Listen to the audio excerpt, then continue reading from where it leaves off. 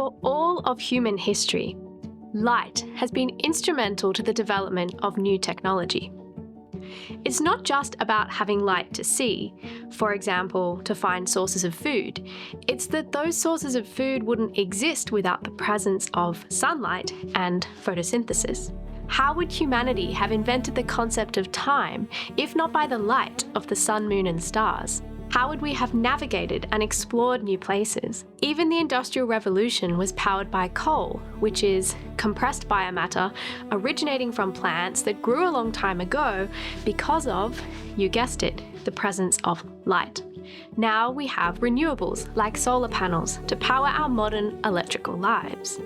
But what if I was to tell you that light has even more in store for us? You see, it could be the thing that powers our next technology revolution too, the quantum revolution. And that is one very big idea for something I suspect we take for granted every day.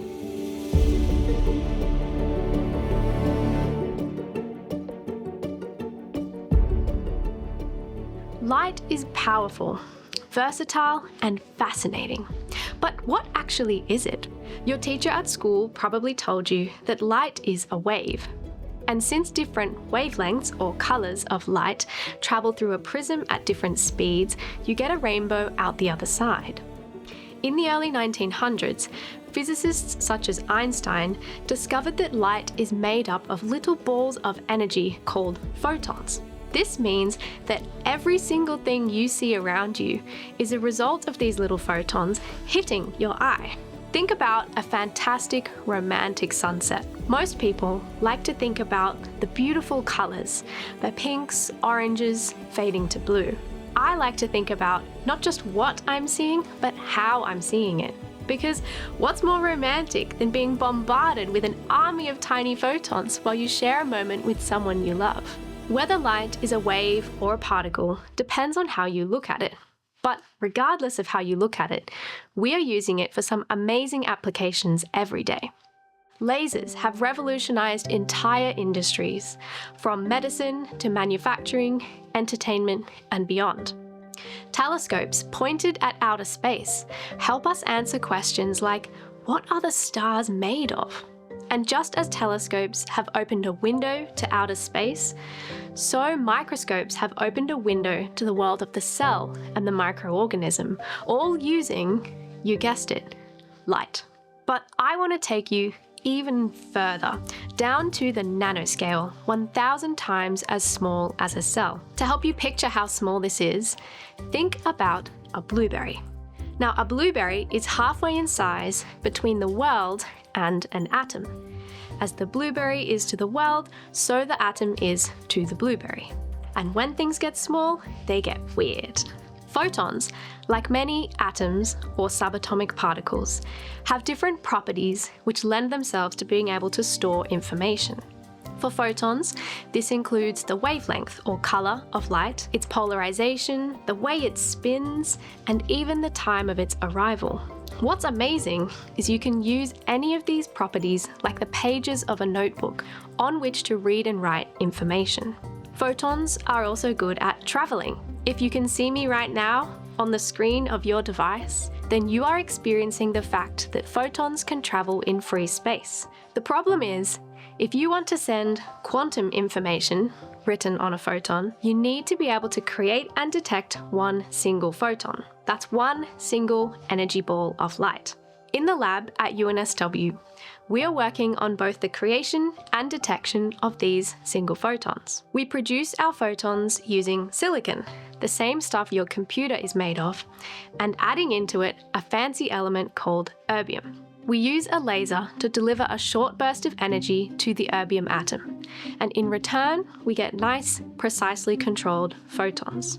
For our experiments to work, we have to cool them down to an extremely cold temperature, close to absolute zero, which is minus 273 degrees Celsius. Think about how cold outer space is, far away from any kind of heat source like the sun, and then go about 100 times colder than that.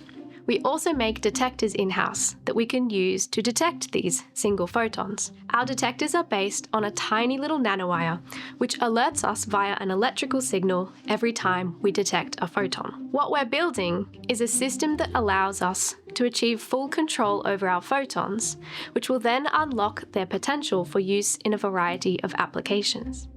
One of these applications is reliably transmitting information from A to B by writing it on a photon. I picture photons like little golden snitches from Harry Potter, flying around carrying information as they go. And just like a golden snitch or a locked diary, photons can carry little secrets, which can only be unlocked with the proper key. But in this case, if you try to unlock them with the wrong key, the information will disappear. This offers a new paradigm of information security because it means if the information falls into the hands of the wrong person and they try to unlock it, they can't because it's gone. If this wasn't cool enough, you can even build a quantum computer out of light. These are futuristic, powerful computers that are likely to be able to solve challenges that stump our current computers. All you need is some kind of particle, like for example a photon, that you can read and write information on, and a way to make them talk to each other. We call these basic building blocks qubits, since they are the quantum version of the bits that make up our current classical computers. Photons make good candidates for qubits, since not only can they store information, they can also travel, for example, between different nodes of a computer. What you need to do to be able to achieve this is to reliably create and detect single photons, which is the exact challenge we are working to solve in the lab. So I hope you can see the quantum world in a new light. It's exciting to dream about the quantum future and all that might be possible with the advent of quantum technologies such as quantum computers. It's a big deal with far-reaching implications. But underneath all the tech, I see a common foundation upon which we have built so much of our lives already. To me, the quantum revolution is the next step in a long history of technologies that relies upon the simplest, yet simultaneously the most intricately complex and beautiful thing I can think of, which is the power of the humble, tiny photon. And that is one very big idea.